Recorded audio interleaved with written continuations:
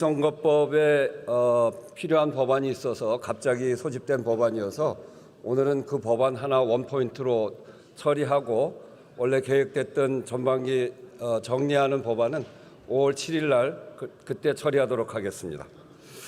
의사일정 제1항 공직선거법 일부 개정 법률안을 상정합니다. 정치개혁특별위원회 배준영 의원 나오셔서 제안 설명해 주시기 바랍니다.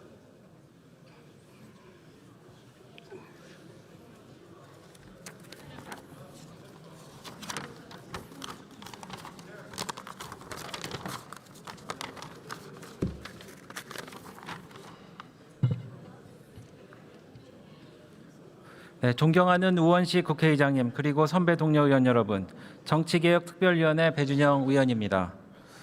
우리 정치개혁특별위원회에서 제안한 공직선거법 일부 개정 법률안에 대해 제안 설명을 드리겠습니다. 먼저 바쁘신 가운데도 인천 시민의 요청을 무겁게 받아들여 논의의 장을 열어주시고 심도 있는 심사 의결을 해주신 송기현 특위위원장님, 윤건영 서일중 간사님, 그리고 양당 원내 지도부에 감사드립니다.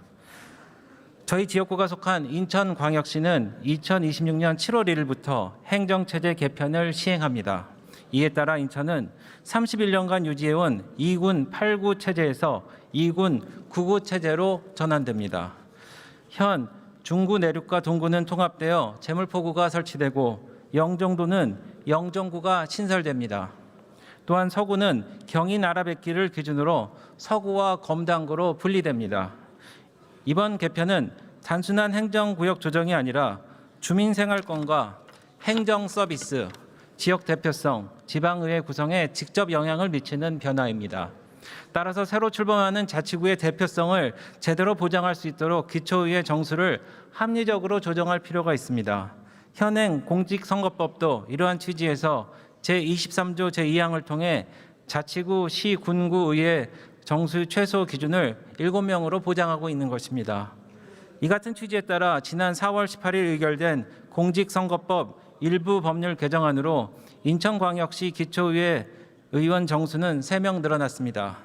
그러나 이후 선거구 획정 과정에서 일부 지역은 정수가 늘었음에도 오히려 현행보다 의석이 줄어드는 문제가 확인되었습니다.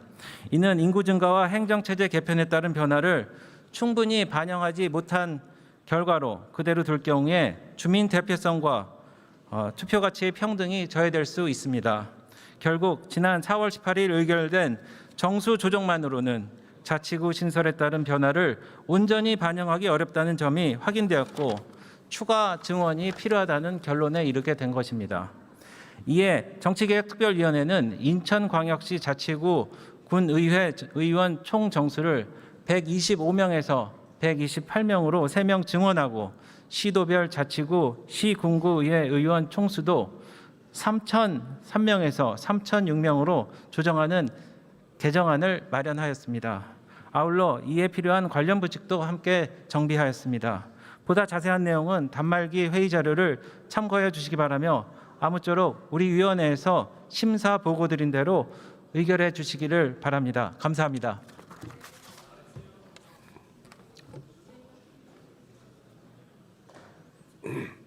네, 배준영 의원 수고하셨습니다. 그러면 공직선거법 일부 개정 법률안을 의결하도록 하겠습니다. 투표해 주시기 바랍니다.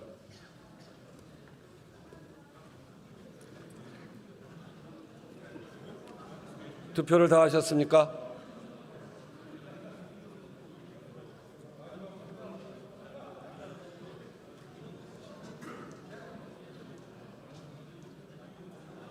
투표를 다 하셨습니까?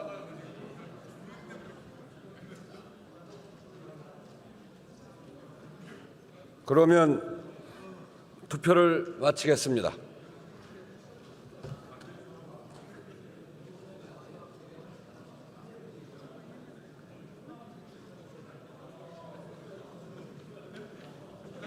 투표 결과를 말씀드리겠습니다.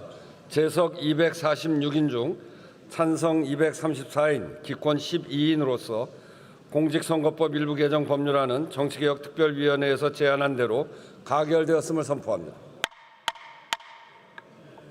다음은 5분 자유 발언을 듣도록 하겠습니다. 그러면 국민의힘 비례대표 김건 의원 나오셔서 발언해 주시기 바랍니다.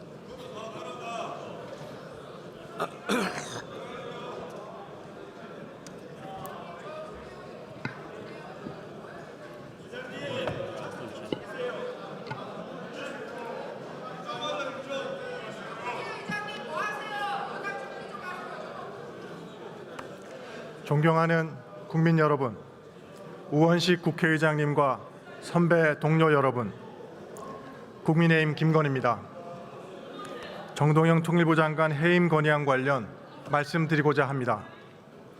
정부는 그간 NSC를 통해 외교 안보 정책을 조율하고 하나의 목소리로, 단일한 목소리로 발언해 왔습니다.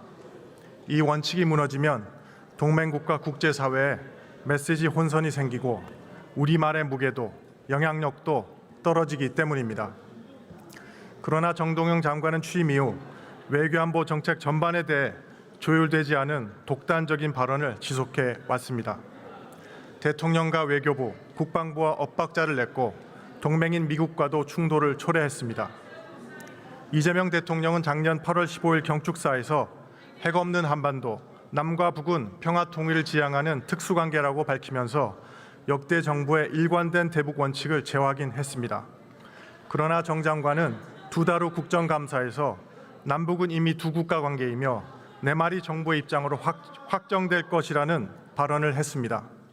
대통령 공식 입장과 정면으로 어긋난 것입니다. 정 장관은 한미연합훈련도 일방적으로 유예해야 한다고 주장했습니다. 이는 주무부처인 국방부 장관이 한미연합훈련은 반드시 유지되어야 한다고 강조한 것과 상충되었습니다. 정 장관은 작년 12월 유엔사의 DMZ 관할권을 제한하는 법안 공청회에 참석해 이를 영토주권 침해라고 규정했습니다. 그러나 해당 법안은 국방부와 외교부도 신중 의견을 표명해왔고 유엔 사령부 역시 정전협정과 충돌 이유로 반대했던 것입니다. 통일부 장관이 유엔 사령관과 불필요한 마찰을 초래하면서 국민들은 우리 안보를 지켜주는 동맹의 틈새가 벌어지는 것은 아닌지 가슴 졸여야 했습니다. 이렇듯 정동영 장관은 외교안보 부처와 엇박자를 내는 독불 장군식 발언 외에도 정보 관련 사안에서도 계속 문제를 야기해 왔습니다. 정 장관은 작년 9월 정보기관 추정으로 북한은 고농축 우라늄 2,000kg을 보유하고 있다고 발언했습니다. 그러나 북한의 핵물질 보유량은 대표적 정보 사안으로 국방 백서에도 상당량의 우라늄 보유로만 표현하고 있습니다. 논란이 커지자 통일부는 뒤늦게 정보기관 추정을 미국 과학자연맹 등 전문가 분석에 따른 것이라고 수정했습니다. 정 장관은 10월에는 북한을 미국 본토를 타격할 수 있는 3대 핵국가라고 말했습니다. 외통위에서 외교부 장관에게 확인하자 이는 통일부 장관 개인 의견이라고 밝혔습니다. 정 장관의 해당 발언은 정보평가로서도 부적절하고 북한 핵 보유를 기정사실화하고 북한이 바라는 핵군축 협상으로 흐를 위험성을 내포한 정책적으로도 위험한 발언이었습니다. 이번에 발생한 북한 구성지역 우라늄 고농축 시설 발언 역시 이에 연장선상에 있습니다. 정 장관이 국회에서 한미 간 정보 사안을 공개적으로 언급하면서 외교 안보 리스크가 발생했고 이후 한미 간 대북 정보 공유까지 일부 중단되면서 동맹의 신뢰와 안보 공조에 대한 우려가 커지고 있습니다. 정부는 뒤늦게 민간 정보를 참고했다는 취지로 해명하고 있습니다. 그러나 정 장관이 근거로 제시했던 IAEA 사무총장 발언에는 구성이라는 지명조차 없습니다. 이후 언급한 CSIS 보고서에도 구성 우라늄 농축 시설을 확정하는 내용은 없었습니다. 정부의 설명대로라면 통일부 장관이 아무런 핵심 정보를 공유받지 못한 상태에서 그저 민간 보고서를 참고해서 외교안보 관련 발언을 해왔다는 뜻이 됩니다. 이는 더욱 심각한 문제입니다. 국민의힘은 그동안 정동영 장관의 무책임한 언행에 대해 지속적으로 경고하고 시정을 요구해왔습니다. 그러나 정부 내부의 불협화음은 계속되었고 급기야 한미동맹과 국제사회 신뢰를 훼손하는 상황에 이르렀습니다. 사태가 심각함에도 불구하고 정 장관은 사과와 재발 방지 약속보다는 외부의 책임을 전가하는 모습만 보이고 있습니다. 이에 국민의힘은 정동영 장관이 초래한 외교안보 역량의 약화와 국익의 훼손은 더 이상 방치할 수 없다고 판단했습니다. 국민의힘이 제출한 해임 건의안은 국가안보의 기본 원칙을 지키기 위한 최소한의 조치입니다. 존경하는 선배 동료 의원 여러분, 국가안보에는 여야가 없습니다. 대한민국의 외교안보를 지켜내고자 하는 충정으로 발의한 해임 건의안이 가볍게 다루어져서는 안 됩니다. 반드시 본회의를 열어 심도 있게 논의하고 표결이 있어야 할 것입니다. 경청해 주셔서 감사합니다.